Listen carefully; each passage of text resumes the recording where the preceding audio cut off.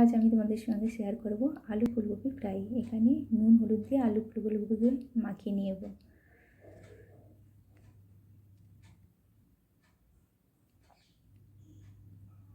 এখানে নিয়ে নিয়েছি একটা পেঁয়াজ আর একটা টমেটো, এটাকে মিক্সিতে পেস্ট করে নেব।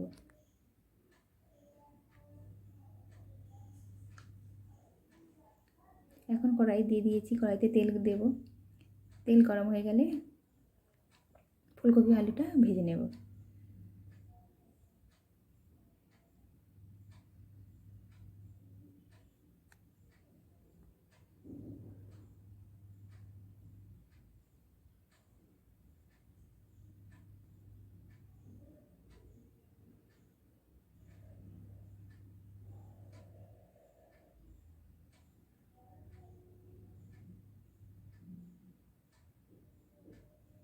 এখন আমার তেলটা গরম হয়ে গেছে,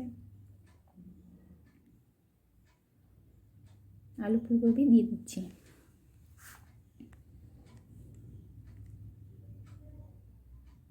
এটা ভালো করে এদিক ওদিক নাড়াচাড়া করে ধিম আঁচে ঢাকিয়ে দেব।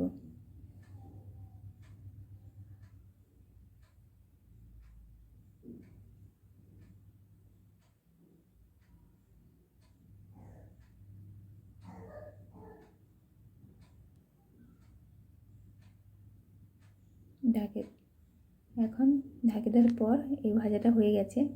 এখন দিয়ে দিচ্ছি আলু, টমেটো আর যে পেঁয়াজ পেস্ট করে রেখেছিলাম ওইটাকে দিয়ে দিচ্ছি। দিয়ে করে নাড়াচাড়া করে ভালো করে ভেজে নেব।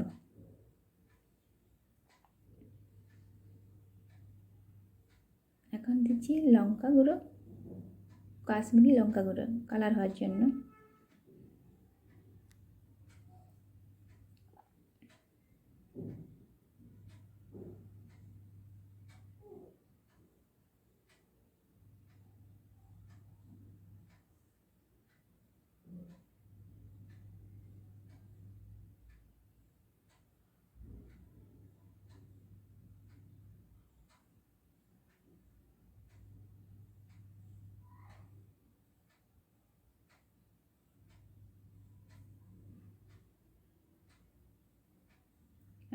এখন আমার ফুলকপি ভাজাটা হয়ে গেছে।